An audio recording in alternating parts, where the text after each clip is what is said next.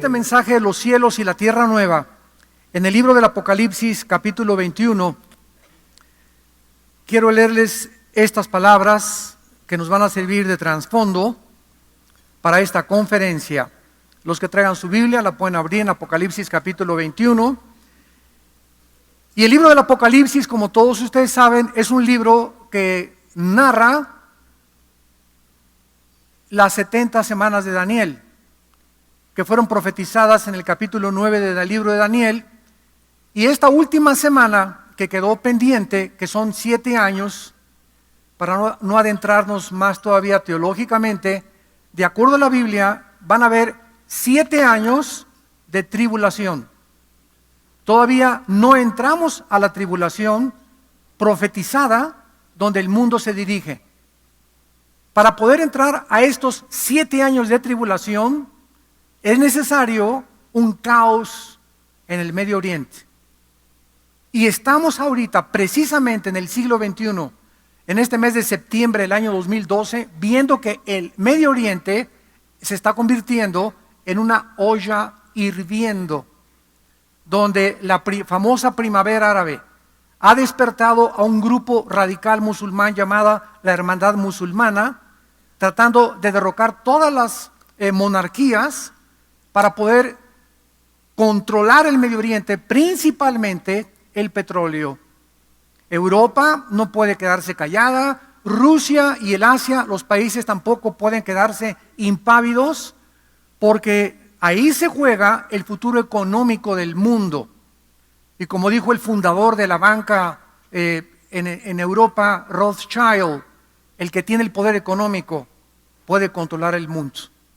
Entonces, dado que el 65% del petróleo, el 65% de la producción petrolera en el mundo se encuentra debajo de la tierra de Irán, de Irak y de Arabia Saudita. En estas 3 naciones se encuentra el 65% de la producción petrolera y de los yacimientos petrolíferos del mundo entero. Así que es importante el control geográfico de esta zona. Entonces todo esto está culminando, ¿verdad?, para que se abandone al occidente, para que Europa haga un tratado con el Medio Oriente para garantizarles el flujo del petróleo. Si Israel ataca a Irán en las próximas semanas o en los próximos meses, Irán ha amenazado cerrar el estrecho de Hormuz, o lo que se llama como el Golfo Pérsico. A través del Golfo Pérsico, que está junto a Irán, pasa el casi 45% del petróleo al occidente. Entonces, cerrando el estrecho de Hormuz, provocado por una guerra, Irán pondría al mundo de rodillas, donde se iría el barril del petróleo a $250, $300, y donde habría un caos económico internacional.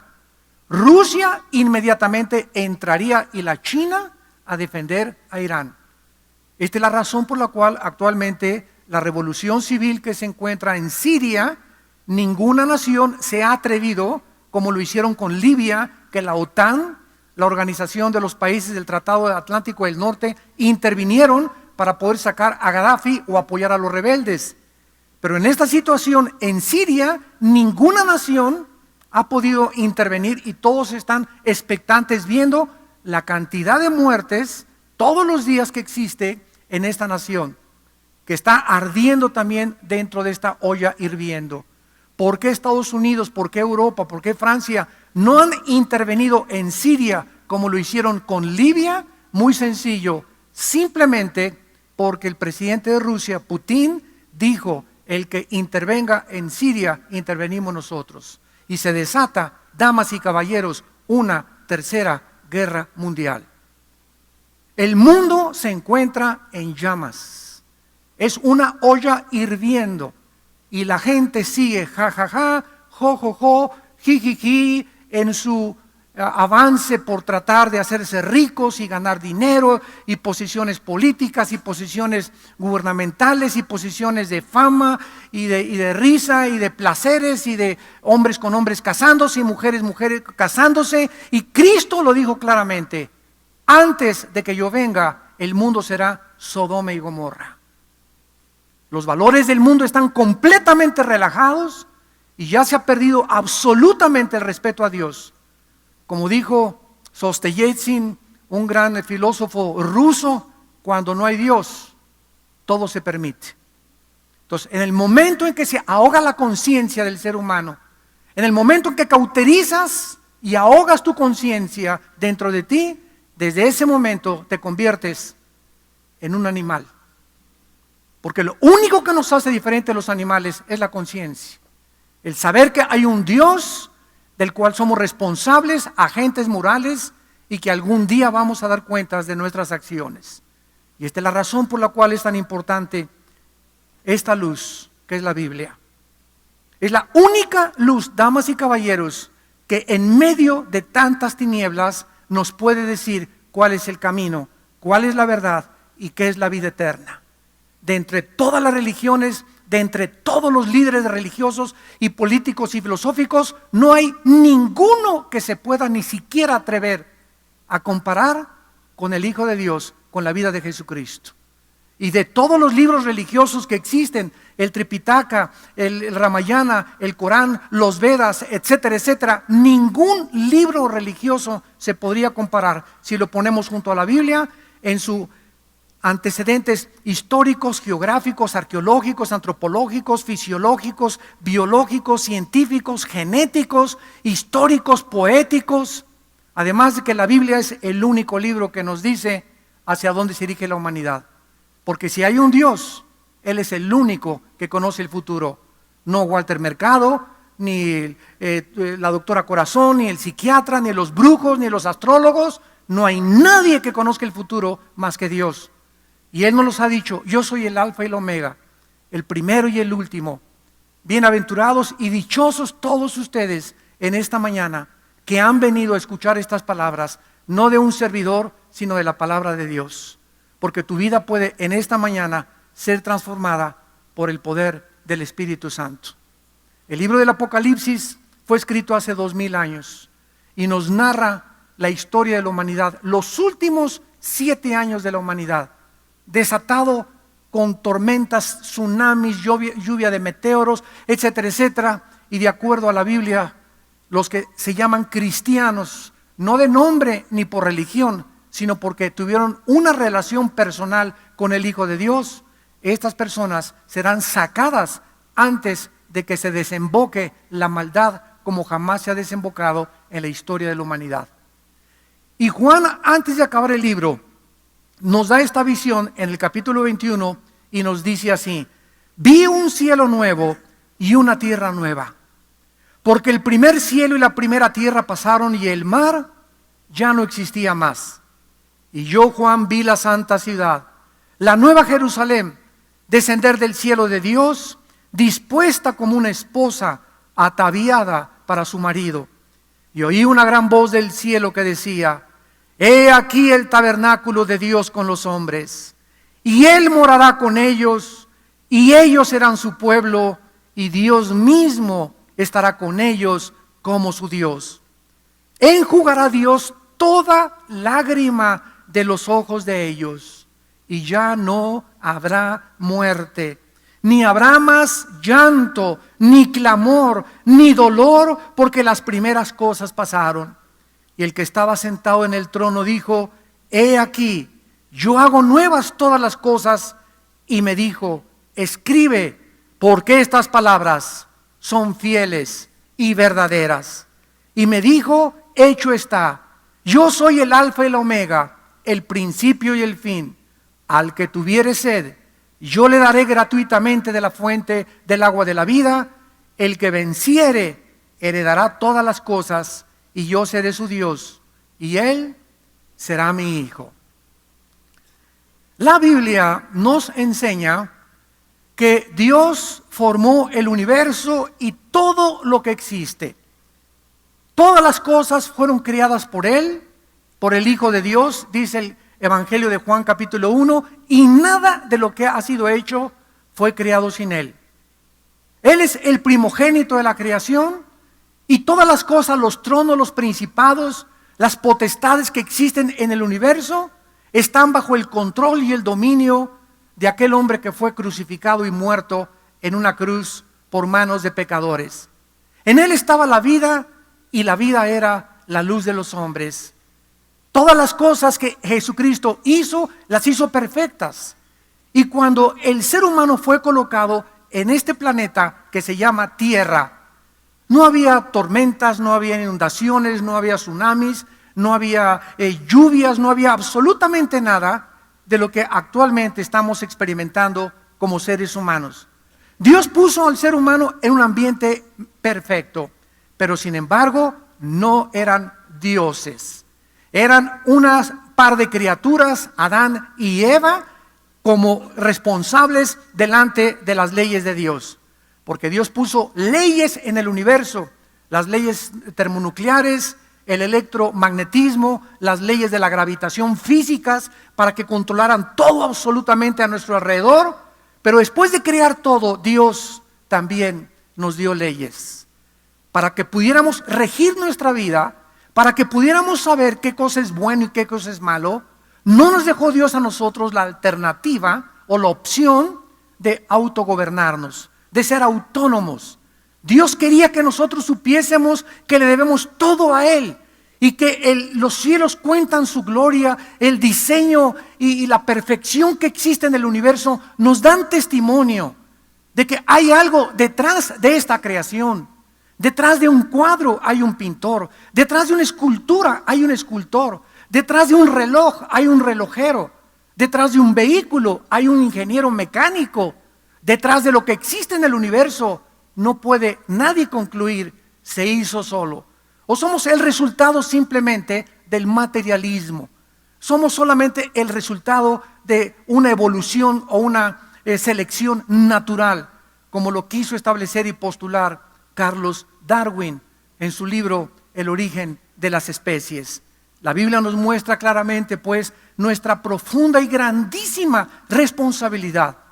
Todos ustedes lo sabemos muy bien, estamos de paso. Todos los que estamos aquí en esta mañana y los que nos ven por la televisión, tenemos que morir. Niños, jóvenes, adultos, ancianos, todos tenemos que pasar el camino de la tierra. Y la pregunta es, ¿acabará todo ahí? ¿Realmente regresamos al polvo nada más? ¿No hay absolutamente nada después de esta vida? Bueno, hace algunos años estaba Blaise Pascal, que era un gran científico francés, debatiendo con un ateo. Y el ateo le dijo a Blaise Pascal, pues sabe usted, señor Pascal, que a mí no me interesa, para mí no hay infierno ni hay cielo. Para mí acabamos en el polvo y ya se acabó todo. Y entonces Blaise Pascal le contestó y le dijo a este ateo, bueno, si usted tiene la razón, señor ateo, y después de la muerte no hay nada, pues ni usted ni yo vamos a perder absolutamente nada. Pero si la Biblia tiene razón, y el Señor a quien sirvo, dijo Blaise Pascal, el Hijo de Dios Jesucristo, tiene la razón, ¿qué amolada se va a llevar usted? O sea, en otras palabras, si no hay nada, pues no perdimos nada, ¿verdad? Pero de todas maneras, si es verdad que Jesucristo dijo, yo soy la resurrección y la vida, y ustedes no son animales, y si yo volví a vivir, ustedes volverán a vivir junto conmigo. Si Él es realmente el que resucitó, el que cambió la historia y el imperio romano, el mensaje más glorioso que existe para el mundo entero y la esperanza más grande que tenemos, entonces nosotros tenemos bien en hacer que podemos estar a tiempo hoy de arrepentirse de sus pecados. Porque el juicio viene, así lo dice la Biblia. Está establecido que muramos una sola vez y después de la muerte no hay transmigración, no hay reencarnación, no hay el famoso purgatorio. Nadie tiene el derecho de purgar por sus pecados, para eso purgó Cristo por nosotros en la cruz, y si no fuera por ese sacrificio, entonces la muerte de Cristo fue un desperdicio. Después de la muerte hay cielo o infierno, de acuerdo a la Biblia. El día que tú te mueras, si tú te mueres ahorita saliendo de aquí, un ataque cardíaco, una embolia cerebral, un atropellamiento, un balazo, un accidente, se acabó para ti toda tu oportunidad por toda la eternidad. Y lo que pudiste haber hecho en la cortísima vida que tenemos, no lo hiciste, tal vez por tu orgullo teológico, intelectual, o porque amabas demasiado los placeres, o no querías entregarle tu corazón al Hijo de Dios. Vemos nosotros aquí claramente en este pasaje del Apocalipsis que después de que Dios crea todas las cosas, el ser humano es colocado como administrador y el virrey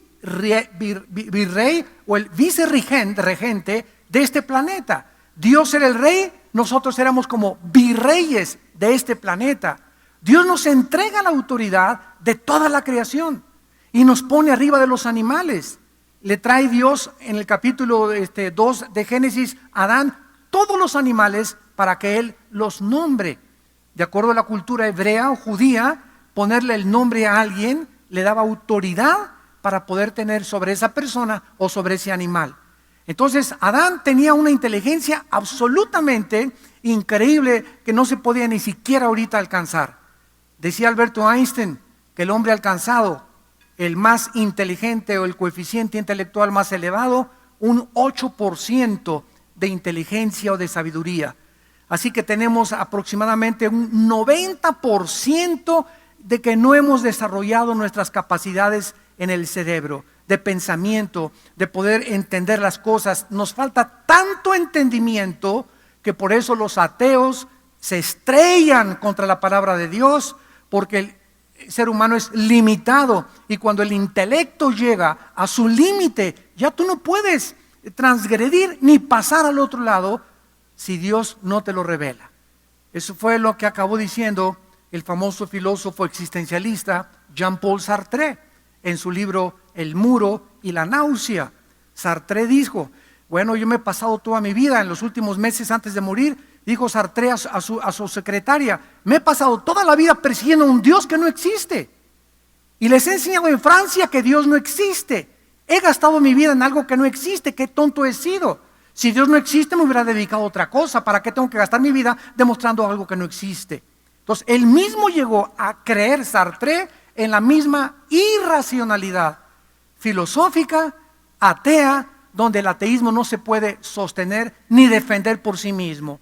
¿Cómo es posible, verdad, que un ateo pueda pasarse su vida tratando de demostrar algo que no existe? Si no existe, pues déjalo, si los que quieran creer, que crean, ¿verdad? Pero no dedicar tu vida a ese esfuerzo inútil.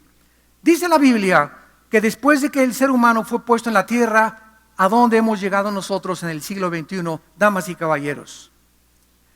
Vamos a darle una vuelta a nuestro planeta en este momento. Hemos contaminado las aguas de los océanos por los millones de miles de litros de petróleo que se han derramado. Hemos contaminado el agua potable. Hemos contaminado los bosques. Hemos contaminado la atmósfera. Solo en la Patagonia, en el hemisferio sur, hay más de 500,000 kilómetros cuadrados de pérdida de lo que es el ozono. El ozono es una capa que cubre toda la Tierra, que permite que cuando los rayos ultravioleta del sol entren, no entren directos, sino que se desvíen para no quemarnos. Ahorita ya en la Patagonia, en el hemisferio sur, los pastores se están quedando ciegos. El ganado se está quedando ciego. Vas a Acapulco y si no te pones protector, el cáncer de piel, ¿verdad? Los melanomas están creciendo de una forma desproporcionada con tal de ponerte más morenito. Estamos en un planeta donde hemos acabado con él. ¿Y ahora qué es lo que pasa? La naturaleza se ha vuelto contra nosotros. En los últimos 15 años no se habían visto los terremotos que hemos tenido, los tsunamis que estamos teniendo, las inundaciones que estamos teniendo, los huracanes, los tifones. El mundo está completamente enloquecido. Los climas ya no existen. Ya no hay primavera, ya no hay verano, ya no hay otoño. Llueve cuando no debe de llover, cuando no debe llover no llueve, cuando hace sol no hay sol, cuando no hace sol debe haber sol, etcétera, etcétera. Todo ha cambiado por causa de ¿quién? De Dios. Nosotros mismos hemos hecho de nuestro mundo un basurero. Hemos convertido el mundo en un basurero. Pero hay proyectos ecológicos de Green and Peace y de las Naciones Unidas. Vamos a cambiar esto, vamos a cambiar aquello, etcétera, etcétera. Pero ninguno se puede lograr. ¿Por qué? Por la pecaminosidad humana. todo se queda flotando, todo se queda en el aire. No es verdad que vamos a acabar con la deforestación de la jungla del Amazonas. No es verdad que vamos a acabar ya con el derrame de petróleo. Mientras más el mundo se acerca al final de la historia, tal como la Biblia lo profetizó, nos damos cuenta que la Biblia tenía la razón. El mundo se dirige exactamente a donde hace 2000 años la Biblia lo profetizó, a la propia destrucción de nosotros mismos. Hace 2750 años. El profeta Isaías, repito, hace 2750 años, o sea, 750 años antes de Cristo, el profeta Isaías, en el capítulo 24, escribió estas palabras en el versículo 3 en adelante. Escucha: la tierra será enteramente vaciada y completamente saqueada, porque Jehová ha pronunciado esta palabra. Se destruyó, cayó la tierra, enfermó, cayó el mundo, enfermaron los altos pueblos de la tierra, y la tierra se contaminó bajo sus moradores. ¿Por qué? Vean las tres razones por las cuales Dios nos dice que hemos acabado como hemos acabado. En primer lugar, porque traspasaron las leyes. En segundo lugar, falseamos el derecho de Dios y hemos quebrantado el pacto sempiterno. Damas y caballeros, no somos animales. Dios ha dicho: no cometerás inmoralidad.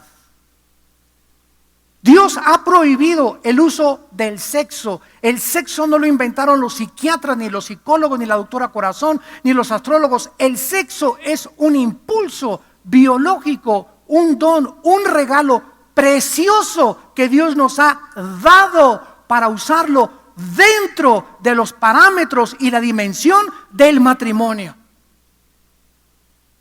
En el momento en que el ser humano viola las leyes de Dios, pues yo voy a usar el sexo antes de casarme para probar. O me puedo casar hombre con hombre, o mujer como mujer. O estoy casado y me puedo acostar con otra mujer que no sea mi esposa, o con otro hombre que no sea mi esposa. En el momento en que nosotros violamos las leyes morales de Dios, ¿saben qué pasa? Comenzamos a contaminar el mundo. La contaminación que existe en el mundo moral y ecológica es el resultado de la inmoralidad de los seres humanos. Esta conclusión, jamás un psiquiatra, un sociólogo, un antropólogo podría llegar, ni siquiera imaginarse.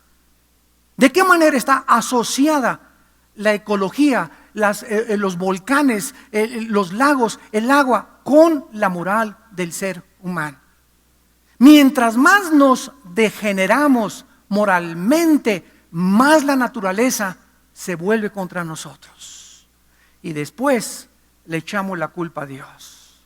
¿Por qué Dios permite estos tsunamis? ¿Y por qué, si Dios es bueno, permite este terremoto? ¿Y por qué, si Dios permite estas erupciones volcánicas? ¿Y por qué nos quiere achichinar con lava el Señor? No, es Dios. Dios ha permitido que el mundo siga su curso para demostrarnos al final el pobre papel que hicimos como administradores de este planeta sin haberlo tomado en cuenta a Él. Y del momento que sacamos a Dios de nuestra vida, de nuestra familia, de nuestro trabajo, de la ecuación, en ese momento nos convertimos, insisto, en un nivel más bajo que los animales. Hemos traspasado las leyes de Dios, hemos quebrantado el pacto sempiterno. Ahorita la raza humana, telenovelas, programas de televisión, programas de Hollywood, estaciones de radio, por todos lados oyes vulgaridades, barbaridades, groserías, banalidades, películas por todos lados de endemoniados, películas de ya a las 10 de la mañana ya están teniendo relaciones sexuales en un programa, a las 8 de la mañana ya no hay absolutamente ningún freno que nos pueda decir: tienes que tener temor de Dios. Y cuando se pierde el temor de Dios, nos desenfrenamos como bestias salvajes, y es a lo que el mundo está llegando actualmente, a un desenfreno total, donde ya se permite todo, donde comienzan los movimientos famosos gays, a poner presión en los gobiernos para que los gobiernos los apoyen y les reconozcan sus derechos, no importa que violen los terceros derechos de nosotros. Que puedan exhibirse y hacer desfiles en Reforma o en una avenida pública de una nación semi-encuerados, ofendiendo a nuestros hijos, ofendiendo nuestra moral. Pero eso sí, ¿verdad? Ellos sí pueden hacer eso y nosotros no podemos criticarlos. Este es el mundo en el que estamos viviendo, un mundo donde ya no se sabe quién es normal y quién es anormal. Dice el versículo 6 de Isaías 24, por esta causa la maldición consumió la tierra. Por esta causa el mundo ha llegado al grado en el que estamos viviendo, al borde de una tercera guerra mundial. Damas y caballeros, nunca en la historia, ninguna generación había llegado a lo que hemos llegado nosotros. Somos la primera generación en tener el suficiente poder explosivo para poder detonar una bomba y acabar con el mundo en 30 segundos. Somos la primera generación en la historia en tener las suficientes bombas atómicas para acabar con el planeta Tierra en 30 segundos.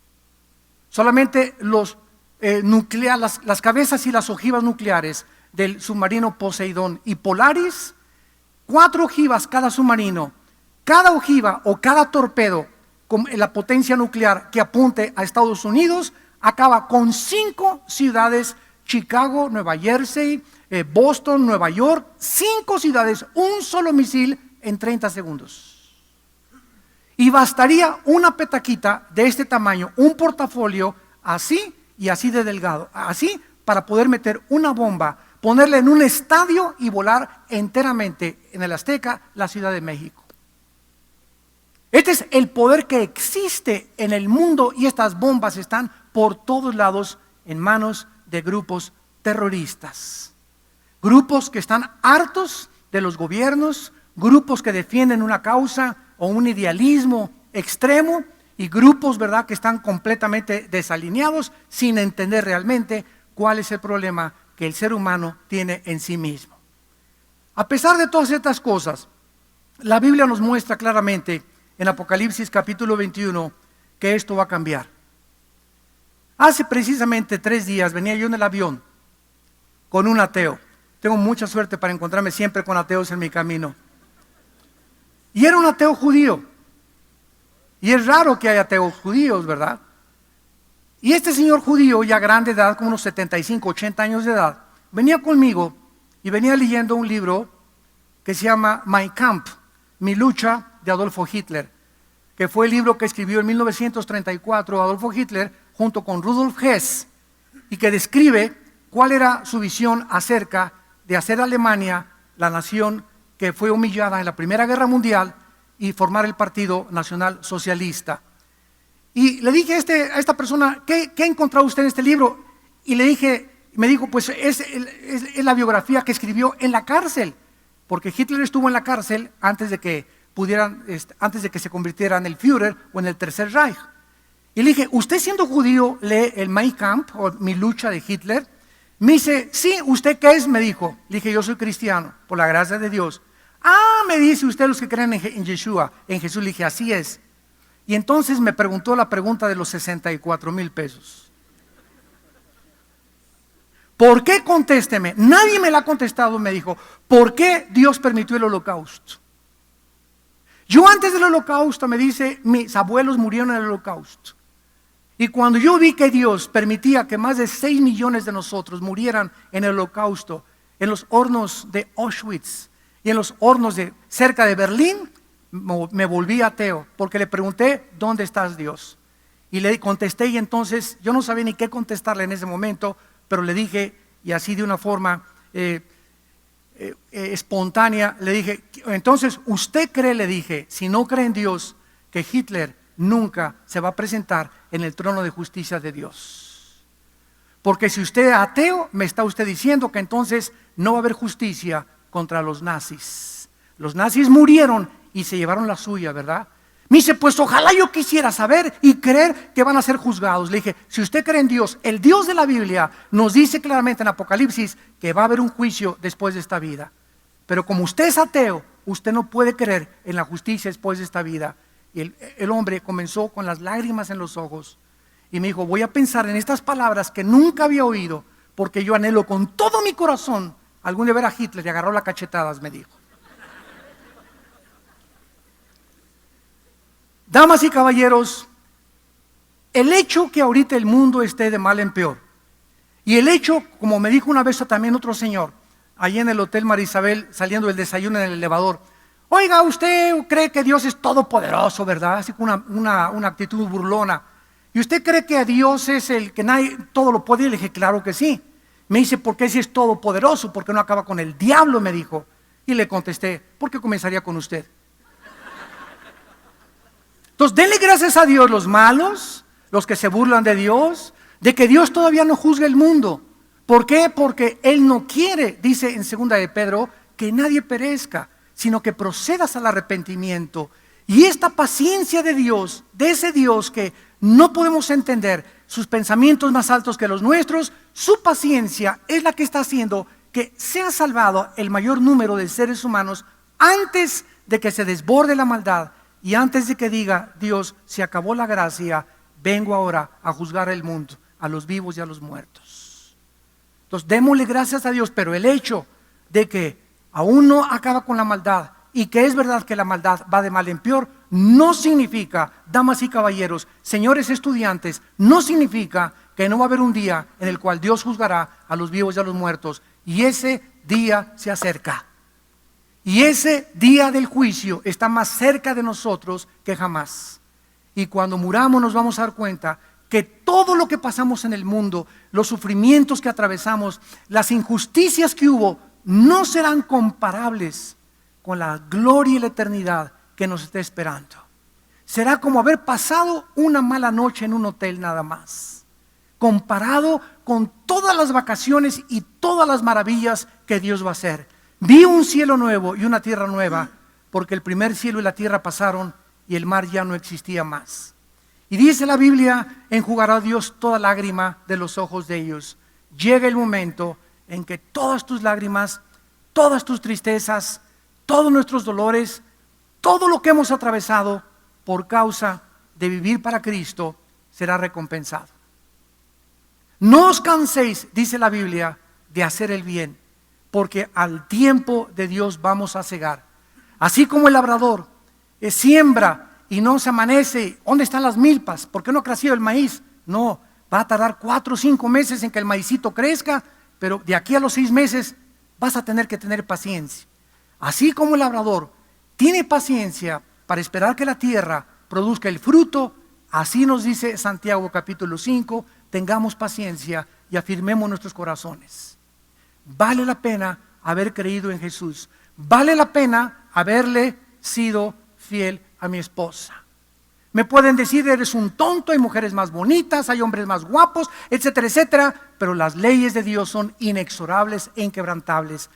Qué grandes bendiciones hay para la fidelidad en el matrimonio, para la honestidad, para la integridad, para la rectitud de corazón. No nos imaginamos cómo Dios premia cuando tú eres un hombre de integridad, porque si tú no eres un hombre de integridad y no crees en estos principios morales, tu cristianismo, tu religión no sirve para nada. Eres religioso como los fariseos, de la boca para afuera. Si el evangelio no cambia tu vida, tu conducta, tu forma de tratar a tu esposa, a tus hijos, tus negocios, la forma de ver el mundo, la perspectiva, la seguridad, la esperanza que tienes cada día, la paz que sobrepasa todo entendimiento, que conozco personas multimillonarias que me han dicho, daría $1 millón por un día de paz, de saber que todo está bien. Me acuesto con mis $millones y tengo pesadillas. Me levanto y estoy preocupándome cómo está la bolsa de valores, checando con Wall Street, haciendo aquello, checando aquello. No tengo paz, me han dicho hombres que hemos conocido, que les sobra el dinero. ¿Por qué? Porque no hay paz para los impíos, dice el Señor. Pero cuando vienes a Cristo, Dios guardará en completa paz aquel cuyo pensamiento en Él persevera. Confíen en el Señor, porque en Él está la fortaleza de todos los siglos. Dice la Biblia que Dios enjugará nuestras lágrimas no habrá muerte, jamás volveremos a morir, ya no habrá más llanto, ni clamor, ni dolor, porque las primeras cosas pasaron. Y vuelvo a repetir, cuando volteemos hacia el pasado y sepas, no, me acuerdo cómo me correteaba mi suegra, me acuerdo cuando me traicionaron, me acuerdo que me traicionaron, pero yo los perdoné, nunca le guardé rencor a nadie, mantuve en mi vida la paz, la seguridad, y sufrí mucho por tener esta actitud en un mundo que es Sodoma y Gomorra. Pero es precisamente ahí en medio de Sodoma y Gomorra donde tú puedes demostrar que eres diferente. ¿Qué significa la palabra santo? La palabra santo no significa bueno. Muchas veces dicen así, muy santito, ¿verdad? O sea, muy bueno. No, la palabra santo significa separado para el servicio de Dios. Entonces, una persona santa es una persona que tiene otra moral, que tiene otra perspectiva, que se viste diferente, una mujer que se viste diferente a como se visten todas las del mundo. Una mujer que es cristiana se viste de una forma de no atraer las miradas de los hombres hacia su cuerpo. ¿Por qué? Porque es hija de Dios, porque sabe que sus normas morales son más elevadas. Es un hombre que paga sus impuestos, es un hombre que es honesto en sus tratos, es un hombre que tiene un taller mecánico y no le cambia la bomba de gasolina y le mete otra usada y le dice que pagó por una nueva. Es un hombre que paga sus deudas, es una persona que vive una vida delante de Dios con honradez y con integridad. Y cuando vivimos de esta manera, Dios nos bendice como ustedes no se imaginan. Porque la bendición está unida a la santidad. Y la maldición, la tristeza, la amargura, el dolor está unido al pecado. ¿Quieres vivir feliz? Sé santo en toda tu manera de vivir. Respeta las leyes de Dios y conocerás esa paz que sobrepasa el corazón y el entendimiento de los seres humanos. Dice a continuación nuestro pasaje en Apocalipsis 21, y el que estaba sentado en el trono me dijo, yo hago nuevas todas las cosas, escribe porque estas palabras son fieles y verdaderas. ¿Quieren ustedes saber cómo será la vida después de la otra vida? Ay, hermano, me casaré con John Travolta, tendré a mi perro Fido, voy a reconocer a mi mamá, vamos a reconocer a Adán y Eva, o vamos a reconocer a Moisés y Elías, y vamos a seguir reproduciéndonos, vamos a seguir teniendo hijos, vamos a construir casas, vamos a seguir trabajando. Todas estas respuestas las tiene la Biblia. Ábranla en el capítulo 65 de Isaías, en lugar del Calimán. Los que traen su Biblia y los que no, les recomiendo que a la salida compren una Biblia o vayan a una librería y comienza a introducirte en la verdadera literatura para que pueda tu paz y tu corazón tener respuestas y todo esto transmitirlo a nuestros hijos, a las futuras generaciones. El otro día, la semana pasada, mi esposo y yo estábamos platicando. Hemos acostumbrado por lo menos tener 1 hora a la semana mínimo frente a frente, sin los hijos, sin nada, un café. Y yo le pregunto, oye, Marta, dime en qué he sido inconsistente, dime por favor con los hijos, contigo, ¿qué ves en mi vida que necesito cambiar? Y ella me dice lo mismo, ¿verdad? Y es una retroalimentación así entre los dos, que hemos aprendido ahora en Acapulco en el seminario de matrimonios.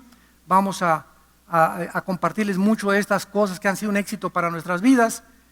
Y después de esta retroalimentación podemos entender, ¿verdad?, que nos falta tanto.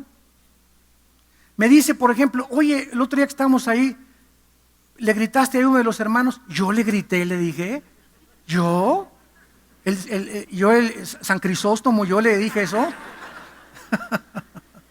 Me dice, sí, y le dije, ya ves, le dije, es parte de mi carácter antiguo, que muchas veces hablo y digo cosas que no debo decir o en la actitud que no debo, y si no nos estamos vigilando y coachándonos a otros, no avanzamos, no crecemos, nos estancamos. Dichoso el hombre que es corregido, porque aumenta su sabiduría, pero el que reprende la exhortación y el consejo es un necio, de acuerdo al rey Salomón. Así que si tú quieres crecer, acepta la exhortación de tus padres, de tus maestros, de las autoridades, de tus pastores, porque necesitamos todos llegar a la meta del supremo llamamiento a un varón perfecto que es Jesucristo. En Isaías 65, versículo 17, me fascina este pasaje, dice el profeta: he aquí yo crearé nuevos cielos y nueva tierra, y de lo primero no habrá memoria. En otras palabras, vamos por orden. Si en la otra vida hay alguien a quien tú querías, en esta vida no está contigo, no podrías ser feliz, porque estarías extrañándolo, ¿no? Hoy, ¿por qué no está mi perro Fido conmigo, tanto que lo quería? ¿Por qué no está mi abuelita o mi ex esposo o uno de los hijos? Y cuando nosotros entendemos que al ir al cielo, después de los 1000 años que vamos a pasar aquí, vamos a pasar a la Nueva Jerusalén, a la ciudad de Dios. Si hubiera algo en la eternidad que nos impidiera ser felices, no podríamos ser felices totalmente. Entonces el cassette se nos va a borrar. Muchos de nuestros hijos, de tu esposo o de tu esposa o de hermanos que hemos tenido en esta vida, en la otra vida ya no serán nuestra familia. Y esto es lo que Cristo quiso enseñarles a los discípulos antes de morir. Estaba Cristo con los discípulos dándoles un estudio y llegaron y le tocaron la puerta. Y volteó y le dijeron: Señor, tu mamá y tus hermanos están afuera. O sea, María y los hermanos en la carne de Cristo, porque tuvo 5 o 6 hermanos y hermanas Cristo, están afuera. Y Cristo no dijo, ¿verdad? Espérenme tantito, discípulos, voy a ver qué quiere mi mamá, mis hermanos. Cristo no hizo caso. Esto dejó sorprendidos a cualquiera. Y se volteó y les dijo a los discípulos: mis hermanos y mi madre son los que hacen la voluntad de mi Padre y la obedecen. En otras palabras, Cristo puso en primer lugar la familia espiritual que la familia carnal. ¿Por qué? Porque muchos de mis familiares van a estar en el infierno.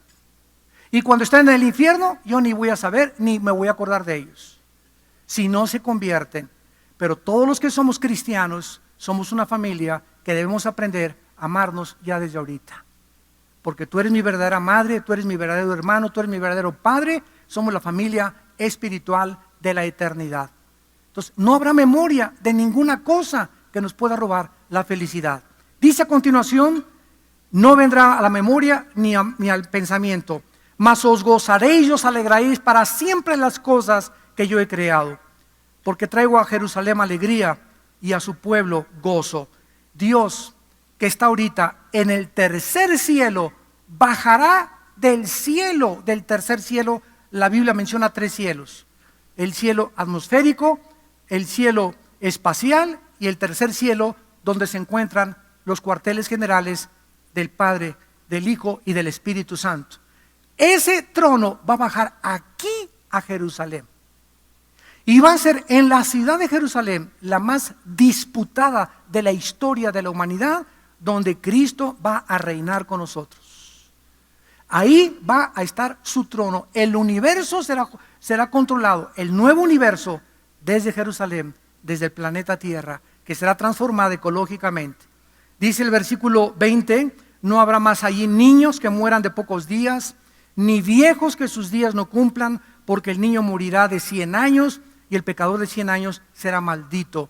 O sea, una persona de 100 años de edad en la época del milenio, cuando vivamos con Cristo, será un niño todavía. Y como va a haber pecado todavía durante esos 1000 años, hasta el final de los 1000 años se quitará la maldición. Y las personas que cuando Cristo venga pasaron del mundo a reinar junto con nosotros en el milenio, son las personas que van a enfrentar la última guerra y la última rebelión al final del milenio, Apocalipsis 20, en contra de Jesucristo y de la ciudad de Jerusalén. Dice el versículo 21 que vamos a edificar casas, nada de una maquita con una limonada, aleluya, aleluya, aleluya. Todo el mundo cree que así es el cielo, ¿verdad? No, el cielo es actividad. Adán, antes de que pecaran, ya estaba trabajando en el huerto del Edén. Dios le dijo: vas a cuidar el huerto y lo vas a labrar, antes del pecado. Dice la Biblia en Tesalonicenses que el que no trabaje, que no coma. Así que el trabajo es una obligación, una responsabilidad de todos los seres humanos. Nadie puede decir que no trabaja o que no está ganando el sustento con el sudor de su frente. Vamos a edificar casas, pero ya sin sudar. Vamos a morar en ellas, vamos a plantar viñas, o sea, la humanidad regresará a la agricultura. Ya no habrá cemento en las calles, ni casas de cemento, ni ninguna tecnología de máquinas motoconformadoras, ni aplanadoras, no habrá ni televisiones, no habrá nada ni telenovelas que uno que no ver tampoco. Nada de esas cosas. Vamos a vivir en un mundo completamente lleno de árboles, y las casas que construyamos van a ser con las ramas de los árboles, sukots en el hebreo, que significa cabañas, porque no va a haber víboras que nos piquen, ni mosquitos, no va a haber cambios de clima, ni lluvia, nada absolutamente. Vamos a andar, ¿verdad?, ahí en chones, me imagino, nada más. No creo que con zapatos, ¿verdad? Vamos así a pisar, gracias a Dios vamos a pisar la tierra, el contacto con la naturaleza. Dice el versículo 22, no vamos a edificar para que otro habite, ni plantarán para que otro coma. O sea, nadie va a venir a robarme, ni mi comida, ni mis hijos, ni a mi esposa, ni a mi esposo. A tu esposo te lo van a robar nadie. Vamos todos a respetarnos, no va a haber ese egoísmo que tenemos ahorita, esa codicia, esa avaricia. Dice el versículo, porque según los días de los árboles serán los días de mi pueblo y mis escogidos, y disfrutarán la obra de sus manos. Versículo 23, no trabajarán en vano, ni darán a luz para maldición. Jovencitas que me escuchan, si no tienes novio y te mueres, espérate para el milenio. A lo mejor te toca un sobrino del rey David, de galanes, ¿verdad? Por eso es mil veces mejor no casarte, o casarte a los 40 o a los 50, que casarte antes y vivir un infierno. 1000 veces mejor. Por las prisas de casarte puedes entrar a un infierno en esta vida, si te casas con la persona que Dios no escogió para tu vida. Así que es 1000 veces mejor. Ahorita la persona, ya tienes 25, ya te dicen la monja, y apúrate, ya llegaste al treintón, te va a dejar el camión ya, la ruta 100, ya no vas a agarrar ni la ruta 100. Qué increíble la sociedad, ¿verdad? Y he oído hasta pastores también que ponen presión a sus ovejas para casarse, ¿no? Y los pastores debemos hacer lo posible por desalentarlos a casarse lo más que podamos, hasta que veamos que realmente es de Dios, que tienen un buen testimonio, ¿verdad? Y que ya pasaron la verificación los dos. Vamos a seguir teniendo, bueno, las mujeres van a seguir teniendo hijos, pero sin dolor. Van a salir los chavos, ¿verdad?, como los conejos. Porque son linaje de los benditos de Jehová y sus descendientes con ellos. Muchos de nuestros hijos que se convirtieron junto con nosotros y que nosotros oramos por ellos y que los guiamos a Cristo, vamos, muchas familias aquí en la tierra seremos las mismas familias en el cielo también. No todas, pero muchas así van a ser. Si tienes hijos cristianos, los vas a reconocer y vamos a seguir viviendo con ellos, porque son linaje y la descendencia de ellos. Y dice la Biblia, ¿verdad?, serás salvo tú y tu casa. Hechos 16, cuando nosotros les damos a nuestros hijos el testimonio que necesitan para creer que Jesucristo es real. Porque más que las palabras, la vida que tenemos enfrente de ellos es la que los convence que Cristo es real al haber cambiado nuestros corazones. Y regresamos para terminar en Apocalipsis 21, y dice la Biblia, el que venciere heredará todas las cosas, y yo seré su Dios, y él será mi hijo. Qué cosa más maravillosa que en esta vida hemos nacido para vencer. ¿A quién? En primer lugar, cuando Cristo viene a nuestra vida, nos da el poder, recibirán poder cuando el Espíritu Santo venga sobre ustedes. Hechos 1:8. ¿Para qué es este poder? Para hablar de Él. El poder para autocontrolarnos, para vencer la bestia con la cual nacimos todos los seres humanos. Nada más tómate 3 o 4 copitas de alcohol. Muchacha que me escribes, ¿se te olvida ni con quién te acostaste anoche? Es el problema de las discotecas. Que no, papá, que no me deja. Tú vas a una discoteca y te das así. Te tomas una, te tomas dos. Y si te tomas dos, te tomas tres. Y con la tercera perdiste hasta la virginidad. Entonces, qué importante es que entendamos esto. Que tenemos un animal dentro de nosotros. Y ese animal se le abre la jaula cuando estamos borrachos o intoxicados. Ya no eres tú la persona normal, eres otra persona, el animal que traes dentro. Y las cosas que hagas bajo la borrachera te vas a arrepentir. ¿Por qué? Porque te diste cuenta cuánta maldad hay dentro de ti y le abriste la jaula con el alcohol. Entonces tenemos que entender esto, ¿verdad? Los que beben alcohol con moderación, ¿verdad? La Biblia lo permite, hay otros que no, hay otros que han sido borrachos, pero nos damos cuenta que tenemos la capacidad de matar. Nadie de ustedes ha pasado una escena de celos, que encuentres a tu esposa con alguien, tú no te das cuenta que tienes la capacidad que a lo mejor, si pasa eso, tú matarías a ese hombre ahí en la recámara de tu esposa. Y no me digas que no, porque ni San Crisóstomo lo dejaría de hacer. Entonces somos capaces de muchas cosas, y cuando conocemos la carne y sabemos de lo que somos capaces, de que si salgo con mi novia y salimos juntos y comienza a llover y le pongo música de Ray Conniff en el radio y no traigo ni paraguas y nos quedamos en el carro, por más santo, por más espiritual que seas, hablaste en lenguas ayer, se te apareció el arcángel Gabriel anoche y tú diste un devocional y predicaste ayer, por más santos que creamos, somos los que no tenemos confianza en la carne.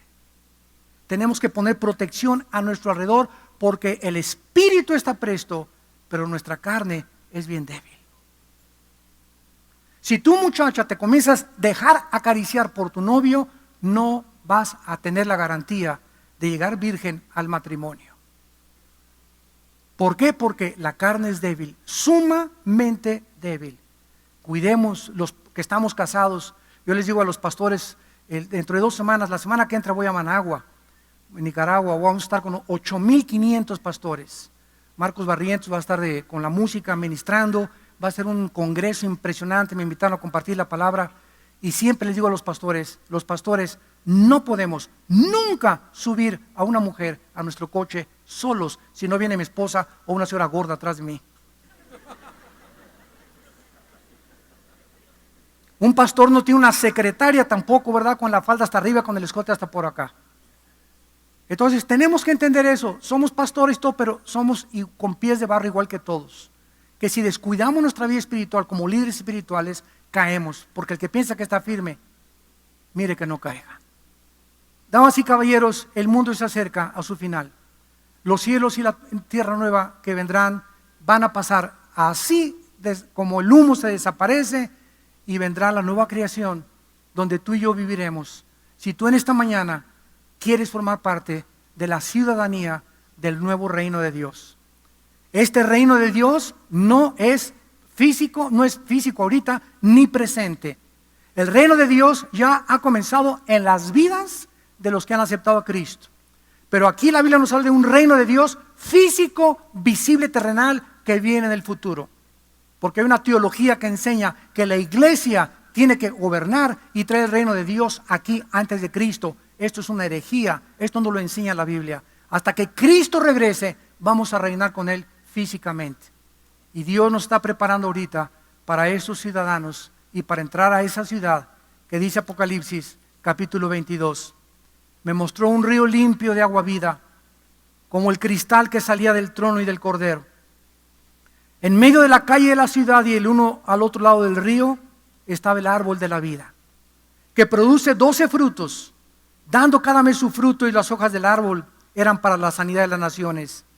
Y no habrá más maldición. El trono de Dios y del Cordero estarán en ella, y sus siervos le servirán.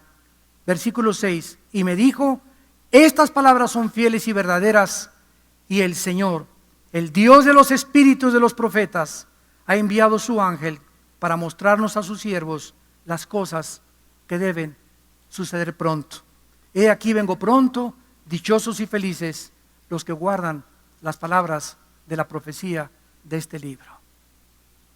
Dios te da en esta mañana la oportunidad de venir a la cruz. En esa cruz el Hijo de Dios murió y dio su sangre para que tú y yo no pagáramos por nuestros pecados. Para que con esa sangre y ese sacrificio pudiéramos conocer la justicia, el amor y el odio de Dios al pecado. Porque fue por el pecado por lo cual Cristo sufrió lo que sufrió. El látigo romano, las coronas de espinas en su cabeza, los clavos en sus pies, por tus pecados y por mis pecados. Y Él que no conoció pecado, por nosotros se hizo pecado, para que nosotros fuésemos hechos la justicia de Dios en Él. Mas Él, despreciado y desechado por los hombres, varón de dolores, experimentado en quebranto. Por Él fuimos nosotros, sufrió en nuestro lugar, y la paz que nosotros merecíamos, Él la llevó para que nosotros pudiéramos reconciliarnos con su Padre. ¿Qué tengo que hacer en esta mañana?, me preguntarás tú, para poder comenzar a vivir y experimentar esta vida nueva que necesita mi alma ser transformada. La Biblia dice: cree en Jesucristo, ábrele tu corazón y cree que a los 3 días Dios le levantó de los muertos y serás salvo, tú y tu casa. Y las personas que en esta mañana quieran hacer esta oración ahí desde tu lugar, sinceramente, con toda tu alma y con todas tus fuerzas, inclina tu cabeza y dile estas palabras: Señor mío y Dios mío, te doy las gracias en esta mañana por haberme dado la oportunidad antes de morir, porque realmente no sé cuándo me llamas a casa, pero ahora he comprendido que tengo que estar preparada para el momento de mi muerte. Creo con todo mi corazón que en esa cruz tu Hijo Jesucristo abrió sus brazos y derramó su sangre preciosa para perdonar mis pecados. Señor Jesús, porque creo que a los 3 días te levantaste de los muertos, te pido que entres a mi corazón como mi Señor y mi Salvador. Lávame con tu sangre preciosa. Dame el poder que no tengo de vivir para ti, de nadar contra la corriente del mundo, un mundo que se dirige a la barranca, al abismo, un mundo impío, burlón, rebelde a tus leyes, un mundo que quiere autogobernarse sin tomar en cuenta tus mandamientos. Señor, aquí está mi vida. Haz conmigo lo que tú quieras. Bendice, Señor, mi matrimonio, mi futuro matrimonio, el fruto de mi vientre, mis futuros hijos, los hijos que tengo actualmente. Señor, dame la sabiduría para hablarles de ti, a mi familia, al gobierno, donde quiera que yo vaya. Dame, Señor, el conocimiento de levantar tu bandera y decirles que tú eres el camino, la verdad y la vida. En el nombre de Jesús. Amén. Gracias a Dios por este libro. Gracias a Dios por su palabra. Gracias por la palabra de Dios.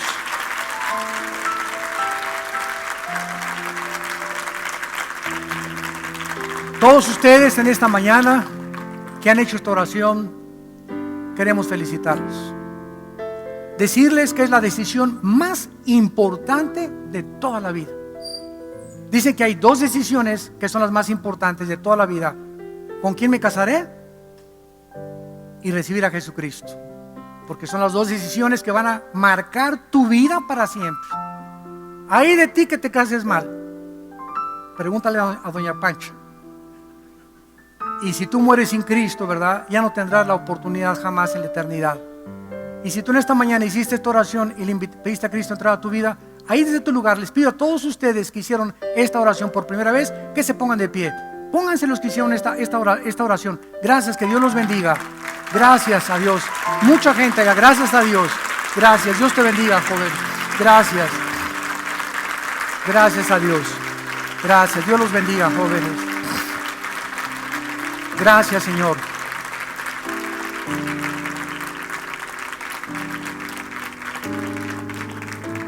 La mayoría son jóvenes. Qué bendición tan grande.